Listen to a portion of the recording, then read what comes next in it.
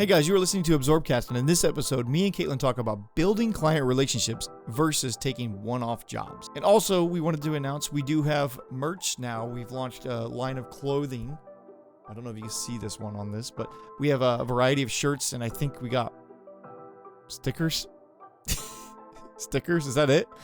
Well, for now. And that's just if you want to support us here on what we're doing and help us justify the time we put into making this content, because it does take time, but we do enjoy making it. So regardless if you buy anything or not, we appreciate you just watching. Okay, I'm gonna jump into the episode.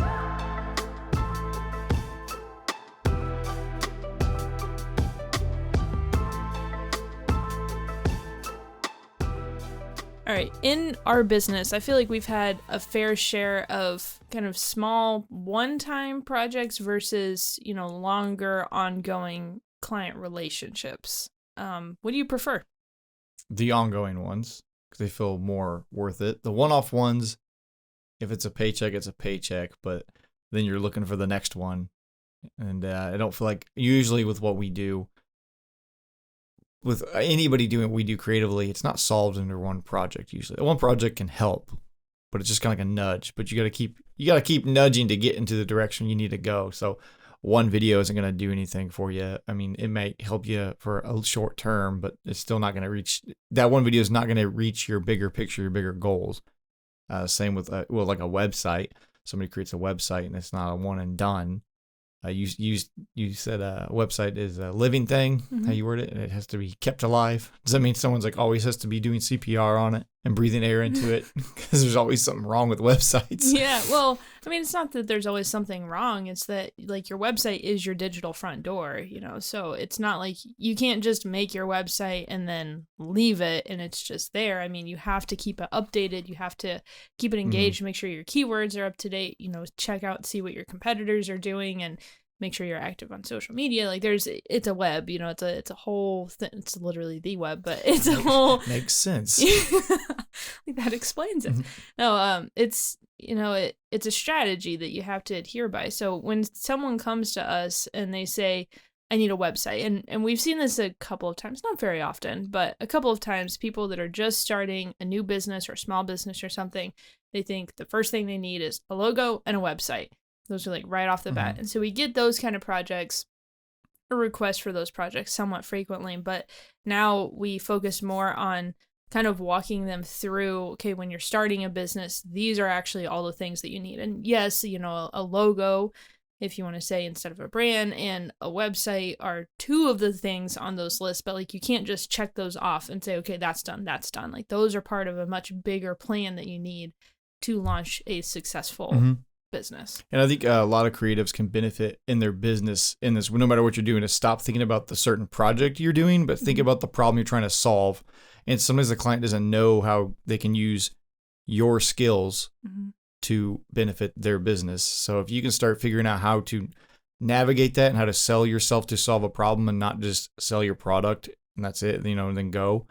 On the video side, we started pivoting more toward our subscription, or they're just retainers is all they are, but the subscription plans where someone comes to us and they want a video. And I think a lot of videographers or creatives out there who do video or photography say yes to the job, and then you're looking for the next one, and you're struggling to find the next check. And then usually you can do one good video, the client gets that video, they post it, or they run it through an ad campaign, not even an ad campaign, they just run it through ads, and they don't see the results from it. So they may not hire that person again. The video wasn't effective. Well, the video wasn't effective because it was a bad video.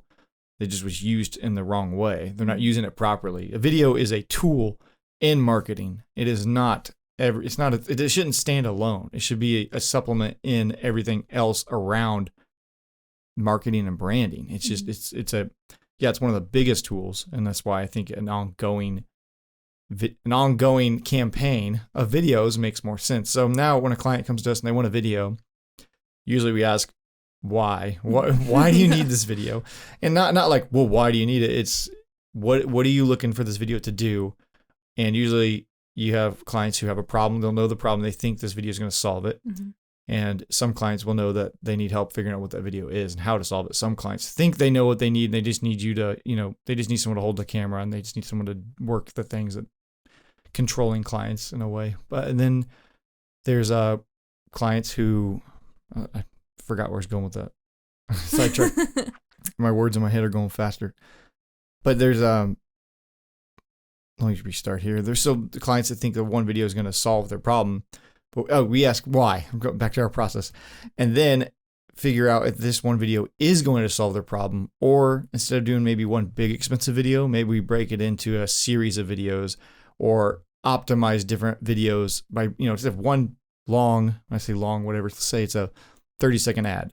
Well, maybe this 30-second ad will do better when it's alongside 2 other 10-second videos that are run on other social platforms, or that 30-second is instead broken into 2 10-second pieces, or you need a long form explainer, but you also need a bunch of tinier attention grabbers to hook people go over to a longer form video, or there's more to a problem being solved other than one creative project to solve it. Yeah. And I mean, not to say that you can't just accept one, a one-off project or something quick, like those are okay sometimes. And like we've been there, especially whenever we first started our business, we were constantly grasping for just small projects just to kind of get some cash flow in. But as time went on, we realized that if we actually build a relationship with our clients and we really learn the ins and outs of their own businesses, they're going to start trusting us more. Mm-hmm. And then that's where the bigger projects and the bigger budget projects start coming into play, which then makes us a more valuable resource. We have a better relationship with them, and our network grows because the better relationship we have with one person, it's kind of a common rule of thumb that like one person knows 3 new people, so like you get one person that you have a really solid relationship with, they can refer you to at least 3 other people that they think may benefit from your resources as well. Mm-hmm. And the longer you're with that client helping solve that first problem, because any business, it's all you're doing is problem solving. You keep moving forward. So you're always solving a problem. And then once you solve it, you're on to the next one. So working with them long term, you better understand their market, their business, and then you can become more effective. And then you both are just growing together in that way. And that's what a partnership is. And that's why we don't typically like to call our clients. They're more partnerships because we work in that way now. Instead of trying to sell our services, we try to see how can our services solve your problems instead of you just buy our product kind of thing. So the challenges with this is when you get hired, like I said earlier, clients typically know, they'll either know they need something, they need a video. When they come to you and they tell you they need a video to sell this or announce this service, or they need more customers, how do you explain to them how that one project isn't going to just solve their bigger problem without saying like, I can't help you, or you need to hire me long-term kind of thing? Because it sounds like you're trying to upsell. I guess that's the challenge, just not trying to upsell, but actually caring about who you're going to help with your creative talents. Yeah.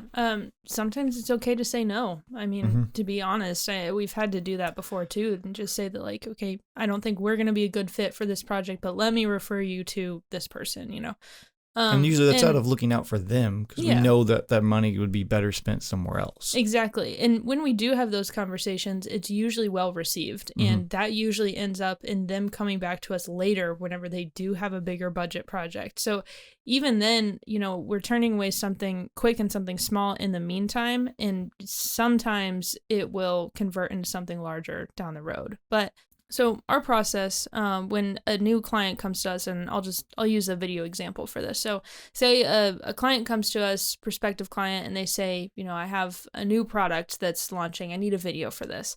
And what? You look cute. Gosh dang it. You make me feel like I'm doing something wrong. No, I'm just staring into your eyes too long. I don't like it. Stop. Okay. Gosh. If we get rid of the desk, we'd sit back like this. Oh. As far back away as possible. Fall out of your stool. Does this lock? I'll just topple over somehow. I don't know. Okay, starting back over with the process. Don't look at me. Okay. So our process, when we have, a prospective client that comes to us and let's just say they have a new product that's launching, and they say that they need a launch video for this new product, whatever it may be. our first step is we have a discovery call with them. And this is where we get to know the client. We get to know everything about their product, when they're launching, what their business is, who their audience is, all of these different things. We walk away from that with as much knowledge as we have as possible to put together a proposal. From that proposal, if their budget is too small or if they seem to think that they only need one video, then we will include that in the proposal and just explain, here's what it is that you asked for, so we'll basically write up, an example of here's what we can give to you within the budget that you're looking for, or, we at that point we can tell them, I don't think it'll work, to get the results that you're looking for. I don't think that we're the right fit for you, something along those lines. But let's just go with the example that we do have something for them. So in that proposal, we would have information on the budget that they already have set and what we can do within those constraints. And then further into the proposal, we would give the examples of, okay, one video isn't necessarily going to convert in the way that you're looking to on this one product. Here are some other examples of things that you can do down the road. Or if you're interested in a subscription model, here's the different things that we can do, or we can write a strategy for you. So if you're not able to invest in more videos up front, you at least have a game plan for how you're going to release more videos later, or something along those lines. Now, the key comes after that proposal. So after we have that document written up, we don't just hand it over, we walk it through with them. So we actually have a meeting with a prospective client and we walk through every single piece in that proposal, and it gives them a chance to actually build a connection with us. Then we're building trust and we're able to show, hey, we heard you. We heard all these different things that you're interested in promoting about your business. And this is what we're able to do with you. So it shows that we took the time to really get to know what it is that they're looking for, and we're invested in the success of their business, And, granted, sometimes if it is that they're just looking for one video or they don't have the budget to, put into something bigger at that point, then that's okay. And we can refer them to something smaller, But the fact that we actually took the time to get to know them and their business and whatever issue it is that they're trying to solve, usually that will result in a positive relationship later. Mm-hmm. Yeah. So there's another thing too with that is it may not even more videos or more content doesn't always mean that we are upcharging. So let's say this thing was going to cost on this big videos and cost let's say $9,000 for math's sake, $9,000. Maybe we break it into $3,000 for the next 3 months. So now they get fresh content every month, something new. I mean, that's just a very vague example of what that would look like. But you can break it up and get multiple bite-sized things that where a $3,000 video that month would probably be just as effective as spending $10,000 on one video that month too. But instead, spread that out and just keep those punches coming in. Keep being effective on that. But the downside on our end is when that doesn't go through. If we put all that time into it. And it sucks sometimes when we put together a big proposal and they just don't want to go with it. But I think the positive side of that too is we've definitely left an impression there. Yeah. That we left an impression to where next time they think they need something bigger or they have a bigger problem or they want to take their business to another level and they finally can, I'm sure they will remember that. They'll remember that proposal and the time we put into it, or they'll have some other friends in the business or in their business that could use our services too. And they'll say, hey, they're really thorough. They know what they're doing. They explain it all in detail, and they could probably show the proposal that we had sent to them on their product or business, whatever it may be. But I think that's the positive side of looking at putting that time in up front. Because I know a lot of creatives anybody that offers services like this, they just look at like, well, I don't want to put that extra hour into putting that proposal together because I'm not getting paid for it. Yeah. But it's those extra hours that extra hours one step above the next person or your competition, and it really shows that you care, and that's what really will separate you from everybody else. Yeah. And I think another piece on the business management side of this too, when you're talking about small, just quick turnaround projects versus larger projects, there's an aspect in that of trying to figure out your profit and loss on a project. So if you're investing a whole bunch of time into something that's, going to turn out $800 for you or something like that, that $800 may be really important to you in that moment, But if you're investing more time to get that kind of return, you may actually be losing money in the long run when that time is something that you could be investing into more on your business or more time building relationships with other clients. So there's we should probably do a whole episode on that sort of piece on like how to log your time within a project, and how we kind of break down our pricing model on those things. But the gist of it is, if these sort of quick turnaround, like one-time projects, let's just say, $800, $1,000, something like that. And sometimes they're even lower than that. I mean, we've taken projects for $200, $400, like early on we did. Those things, I mean, they can be good in the moment, but you also have to think about what that does to your business in the long run, because you're going to end up getting the same type of business that you work on in that time. I don't know if that makes sense. Yeah.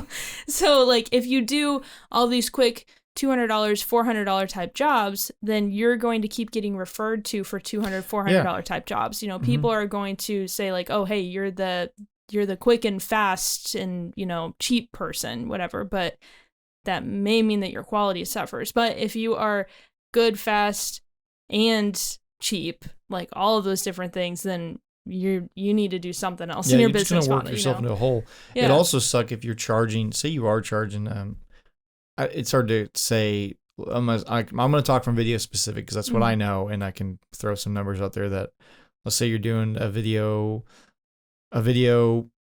once a week for a client, and it's just like short little talking head things. You're charging like $100. I think that's pretty cheap and affordable. So it's $400 a month for 4 videos.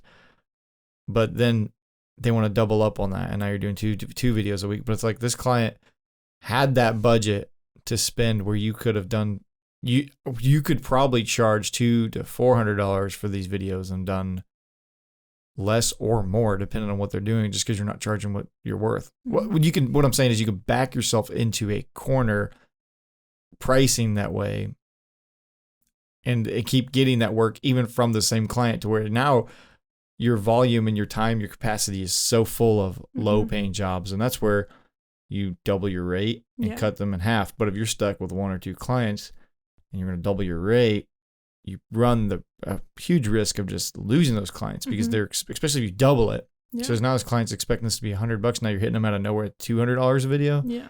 That's going to, it may not be, you probably end that on good terms. I'm not saying they're going to be mad at you, but maybe that's not what they're expected to pay for. And then now you end up with nothing in the end of that. Yeah. It's a tricky situation all around, but the gist of it is, if you take these kind of smaller one-off projects, like it's something that you're going to have to constantly hustle for. You're going to have to constantly be looking for the next thing. And if you're doing that, then you're probably not focusing on the best quality of work that you can provide to your clients in that time. Or it may just not be worth it to you to invest in that higher quality. So if you're looking to grow, you're looking to expand your skills or anything like that, then you really should be focusing on building your network and building relationships with the clients that you do have. Because ultimately, the people that you know and the relationships that you build are going to take you a lot further than the one project that you got under your belt, unless you're trying to build a portfolio, because it kind of goes both ways. But there will come a point in your profession when you have to really take that choice of, am I going to build a relationship and really focus on pulling in the bigger bucks to work less, or am I going to, keep taking these one-off small projects on a revolving basis? If you can find a bunch of one-off small projects, and you sometimes get a client who will just need those one-off things, and they may call you every other month or something, or once a year kind of thing. We have some clients that do that with us, and I think that's the one-off things. Doesn't mean the client's wrong. Yeah. Say they already have a marketing team and they have their own thing going on. They have it all, but they just want to hire an expert for one piece of content or one, whether it is, I'm trying to think of I'm trying to make this universal, any kind of creative thing that you get hired in for just for one time. That happens, and that's always going to happen, but trying to build those relationships is where it really is going to matter. And it's going to be better for you and the client you're working for. If you can find a way to keep helping them, I guess is what is it. Just keep helping them. Yeah. Because one video or one time of any kind of creative service that you can offer whether it's photography. The website stuff always I'm not too familiar on how that all works on the back end of that, but you're always needing to update websites. Yes. Like, yeah. There's always something that needs to happen with that, but yeah. So I think one other thing worth mentioning too, I mean, you mentioned some bigger clients that keep coming to us with smaller projects. Mm-hmm. So without name dropping, we do have one client it's a big international corporation, and their American branch comes to us twice a year to do these just really small internal videos.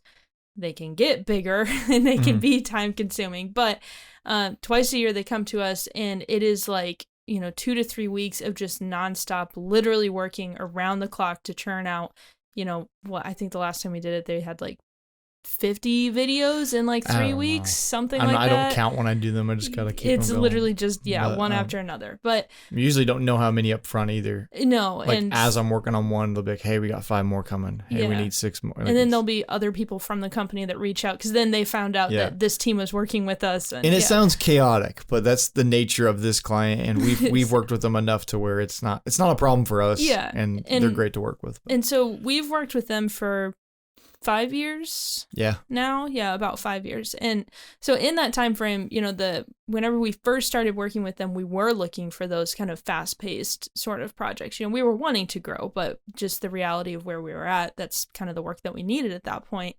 And so because we were able to deliver very well in the environment that they set up for us, we actually were able to build a strong relationship with them. And then they started referring us for more. They had some internal design work. We actually designed a conference room for them and a bunch of internal graphics and all kinds of things in that realm. And then they consulted on their website with us. And then they had some animation things that project, they ended up not going with it. But the point is, they had a bunch of other projects later that were bigger, and they were going to be more of a time commitment than just those sort of one-time things. So all that to say, it is possible to take your kind of small, churning constantly, like fast-paced projects and turn those into lasting relationships with your clients. So you can build big relationships out of that, but it is a lot more work up front. It is, and I think that the whole proposal process is a